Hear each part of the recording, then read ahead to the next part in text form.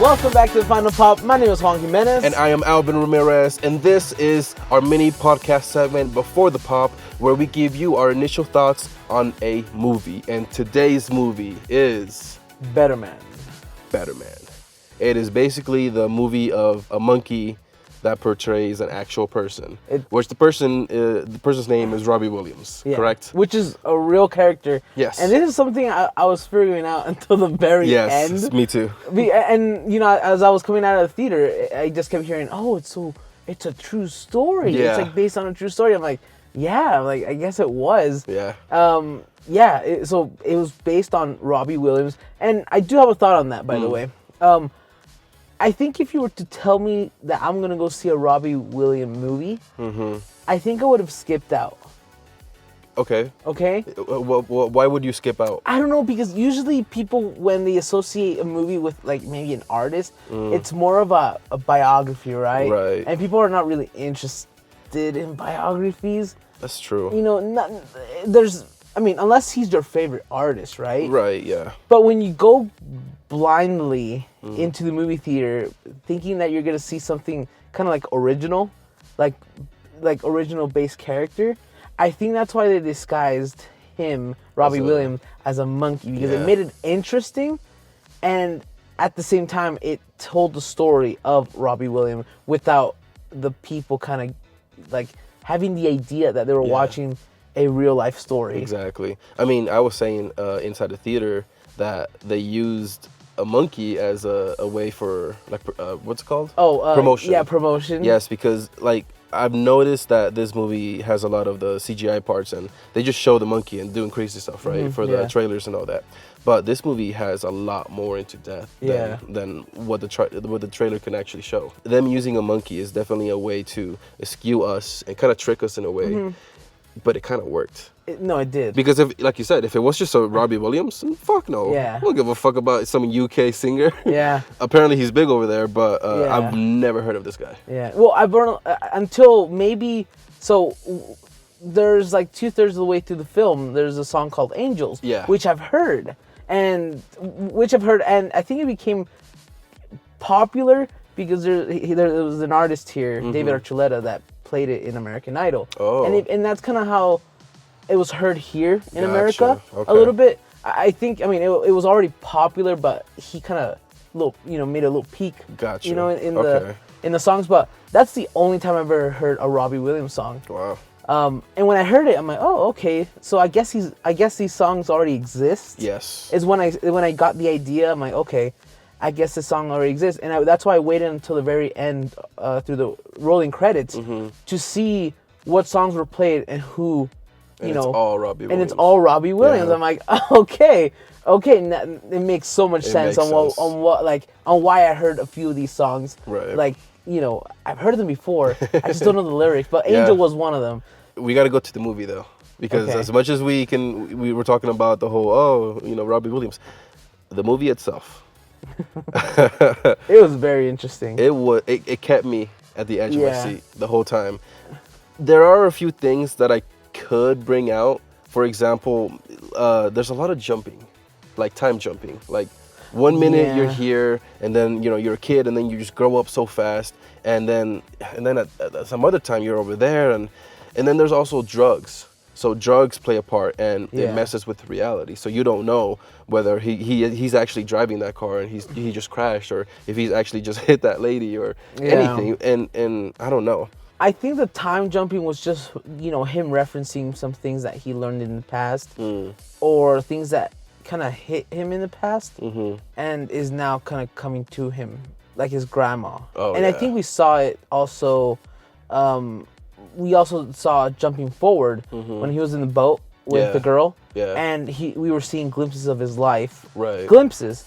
That way they don't have to go through the whole thing to like tell us a story. Oh, like we just knew while they were dancing, we knew that they were like, oh, they're boyfriend and girlfriend. Exactly. Oh, he tried proposed. for a kid. They tried for a kid. It didn't work out. All in one musical score. Yeah. You know. Wait a minute. First of all, Jesus Christ, I'm surprised we haven't even talked about it, dude. It's a musical. That's okay. So Yeah. no, and that's what I was gonna go for it. Okay. I was gonna go for. I was gonna talk about that too. Oh, okay. Because I was okay with this movie being almost a musical. Yeah. Because just like any other musical, there's more music than anything else. Yeah. And I feel like we did get glimpses. We get clips of music of him singing, but they were cohesive to the story. Yeah, already. they stuck together because when he was a kid, he was talking about how he couldn't fit in, how everybody hated him. The song was about that. Yeah. Towards the end, when he was talking about drugs and nobody liking him, that was about that. And it made sense. And I want to bring up Joker because that's the last musical that we saw. And it was terrible. Everybody hates that movie. And what did Joker do wrong that Better Men did right, in your opinion? The music score actually said something about the story. And Joker was like, we told a story, and then like, let's do just a fancy, music score, like just a music. I'll call it a music score. Yeah. That talks about what just happened Yeah. all over again, and that's pretty much it. And what we saw in here is that it went with the emotions, and it went with whatever Robbie was, going through. Yeah. So it was attached to the story pretty well. And so that way I didn't mind hearing And the singing. You do have a point because there was a lot of moments where in Joker I was so pissed off, I was so irritated that a song was coming up. And in this one, I was okay with it. I was fine with it. There was actually a few songs that made me actually kind of tear up, and there was moments in the movie where I actually felt like, oh man, this guy's going through it. Yeah. And I'm feeling it. And then just a song hits, a specific lyric, just gets said, and I'm like, oh, Yeah. exactly. And I hope they put the music in order. So when the grandma died and he starts singing, I really hope that's the same era that song came out. So that if I see that they put that effort into it, like it's a gold star. It for is them. his life, so I think they did. Yeah. I would assume they did. But with that being said, musical. Even if you're a musical, you can still make a good movie. Yeah, So, for sure. yeah. I think real quick, Wicked also did the same thing too. Yeah. Oh, yeah. That's right. That's actually the one that we saw last. Yeah. Not Joker. We don't see that many musicals, but when we do, like, we're very kind of standoffish. Yeah. But yeah, like we said, this one's not too bad. I think anybody can get through it. Yeah. So yeah. Oh yeah. Now, let's talk about the cast. Let's talk about the characters that we have. Main character that we have, obviously, Robbie Williams. I don't know if he voices himself or if it's like somebody else. I know somebody voiced him as a kid, right? Yeah. And no, and it is him. Actually. It is him? Yeah, it is Wow. Robbie Williams as himself. That's insane. Yeah. I mean, I think he definitely gives a great performance with his voice. I don't know if it would have worked out if it was just Robbie Williams as himself.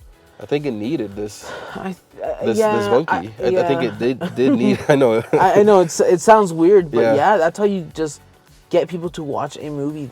It's a story that I enjoyed without ever having me to associate with an actual person until the very end. Until the very end, yeah. Yeah. So we got Robbie Williams. I think he did okay. Well, there's two. I think there's two. Okay. There's two because we got also Juno Davis. That could be the kid. Yeah. That could be the kid. Juno Davis probably played the kid. We also got Rachel Bano, which is Nicole Appleton. I think that's the girlfriend. Yes. Or ex. Or ex, yeah. I guess there's not much to say. She was kind of annoying as a character. Like, there was a moment where she was just talking a lot, and like he went to the bathroom to go, like, shoot up heroin, and I was like, yeah, that kind of. Like, she's just talking, like, nonstop. Yeah. But as a character itself, yeah, she played okay. Yeah. Nothing negative to say. A very small part, for sure. Yeah. We also get, I think, the dad. Yeah, the dad. The dad was also, like, a big thing that kind of made him... Not the role, but he was important to Robbie's life. Yeah. For him to achieve what happened in the movie. Yes, and he's playing Peter. His real name is Steve... Pemberton. Steve Pemberton. Yeah, Steve Pemberton. We might be butchering these names. I'm so sorry. Because most of these characters are UK actors. based. Yeah. That's true, yeah. So much of these I don't even never seen before. Yeah. We also got the mom, which is Kate Mulvaney. Yeah, Kate Mulvaney. Mm-hmm. And then we got the grandma, which is Allison Steadman. So the moment with the grandma, it gets revealed that she has Alzheimer's. Yeah. It fucking struck a nerve, bro. Really? It really is sad when you see that, and then you see the people kind of react for the first time. They don't know about it. Yeah. And then they're like, oh, shoot, like, you got it. And the people that have it, they're like the ones that are like, damn it, I did it again. Mm-hmm. It's sad. Yeah. It's a very sad illness. And I would not wish it on anybody. But yeah, that part kind of, okay, I do have to say, in this movie, I cried 2 times. It was when the grandma, had that moment. And then towards the end, I think it was like when he was dealing with the drugs, and it was very dark. Oh, yeah. And there was like a moment where he was like fighting himself. Mm-hmm. Oh. Yeah, fighting his demons. His demons. Yeah. It's a crazy movie. Yeah. It made me feel emotions. There was a few things where I even saw myself because, drug is heavily used in this world, and anybody can get addicted, and you just don't know how far you can go with things like that. And, when you're that famous, when you're that rich, and nobody is watching what you're doing, it's very dangerous. Yeah. So I know this is not a fake movie. This is a real movie that Robbie Williams actually went through. Yeah. He went through all these drugs and alcohol, and I just got to say, I'm glad that he's still alive now. Mm-hmm. I'm glad that, we got a movie out of it and we get to talk about it now. But seeing that, it does put a little bit of that mental thought, hey, death is imminent. Mm-hmm. Drugs are a very easy way to head towards that path. Yeah. And yeah, that's probably why I was tearful, because it's a fucked up issue to deal with. Mm-hmm. So, and to kind of story tell it, because he had to see that again. Yeah. He kind of had to tell it, this is how much I used. I think he had to kind of relive. If he produced this movie, then he had to relive all that pain, all that suffering, all that, abuse of drugs, I guess. Yeah, true. Yeah. So, I hope he's clean. I think he must be, because towards the end of the movie, he looks like great. Great. Yeah, he looks normal. So I think he is doing great now. But damn, when you were talking about the grandma, where she kind of reveals that she's the one that called the dad. Oh, that's I was like, oh my god, that's another part too. What? Yeah, I felt so conflicted, dude. Really? Because the whole time I was rooting for the dad.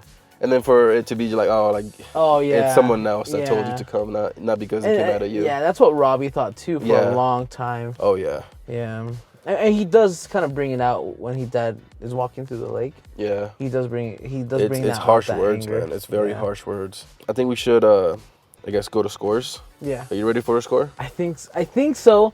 I'm still thinking of a score. And it's sad because it's sad, and we've dealt with movies that don't get enough promotion like this one. Yeah. That we know that people aren't gonna go. It's so bad that I don't even know the actual release date. Yeah. Because we actually we were searching, when does this actually come out? And we don't know. So it's been out in the UK already, right? Right. And apparently it's already been out in some places here in the United States. Yes. And yet I don't hear much about it. So it's kind of sad seeing for me, it's a good movie. Go to waste. Go to waste. Yeah. I had no problem with the CGI on this movie. No. I'm just gonna say that. When I first saw the trailers, I'm like, what kind of rip off of Planet of the Apes is this? Yeah. And that's the first thing I saw. And I even rolled my eyes when I first saw it. When I first saw the trailers back in I think August. Oh wow. And I'm like, what is this? What kind of movie is this? Yeah. And you even said pass. I did, because it looked dumb. Yeah. It really did. I'm glad we did watch it, though. Yeah. I really am glad. It definitely, I don't know. There was something about the CGI throughout the movie that it was easy to kind of ignore. And you know what I think it was? Huh. It was, you can tell, because the formation of the body was human. Yes. And I think the only thing that was different was the face. Yeah. Yeah. So I think that's why it kind of because he had no super strength or anything like an actual monkey, and it was never acknowledged in the movie. Oh, it's because you're an ape. So it kind of just went over our heads. Yeah, no, and even that, in the beginning I thought that he was actually getting bullied because he was a monkey. Yeah. And it turns out he's just, unlikable. So yeah, the CGI, I don't know. I don't think there's anything negative. It doesn't look perfect. It is definitely it throws you off for sure because a little bit. It's supposed to be a human, but it's being played by a monkey. Yeah, I think. And then I think the only time it actually does throw you off is the kid phase. yeah, the kid looks weird. Yeah, the kid phase looks weird. But after like teenage years, which is like 20 minutes into the movie, you kind of do get already like settled and comfortable with the character. True. And that's when everything just kind of like, okay, let it be. Yeah, basically.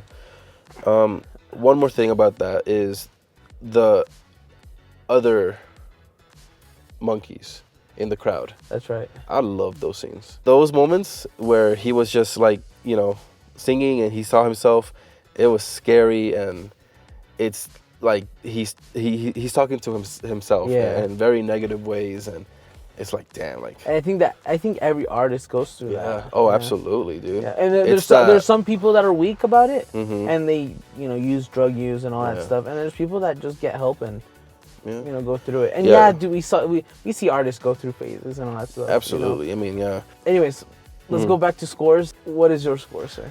All right. So for Better Man, I enjoyed this movie very much. For it being a musical, I have nothing negative to say about the music. The dancing was awesome. The stages, they look great. The movie was decent. It was a well-written movie, and the fact that it's real. The only thing that throws me off is the monkey. 90. Wow. 90% for Better Man. Damn. There you go. Okay. Yeah. All right, sir. Your turn. Oh, man. Again, I had no problem with him being a monkey. I think the only shock factor that this movie had was that it was based on a real person. Again, and I say this one more time, I think I would have not watched it if it wasn't presented to me with the monkey. Yeah.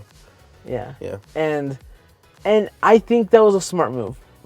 And I enjoyed the movie. I enjoyed the choreography. I enjoyed the music, knowing well that I don't enjoy musicals as much. Yeah. My score is just going to be a teen sequence higher than yours. Okay.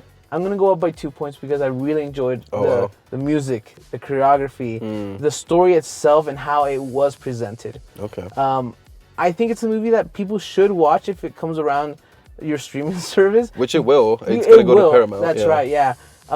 Because I know they're not putting this too much. They're not promoting this movie too much. Yeah. And it's going to be... It's going to be ignored. It's going to be ignored, but if you do come around it, go watch it. It's a good movie. It's the story of Robbie Williams. Yeah. If your score is 90 and my score is 92, that puts Better Man at a 91%. There you go. Okay. I think it's a good score. Yeah. It's a must-watch for some people. If you're a Robbie Williams fan, watch it. Yeah. If you are not a Robbie Williams fan, you'll be surprised. You'll be surprised how good of a movie it is, and the storytelling that goes for on telling of this artist in the UK artist that we don't know, but now we know. Yeah, well, now we know about him. So there you go. Anyways, guys, thank you guys for listening. Make sure to go to our website at thefinalpop.com where you can review Better Man as well. And don't forget to follow us on Instagram at thefinalpop. All right, guys. Thank you guys for listening. And as always, stay entertained.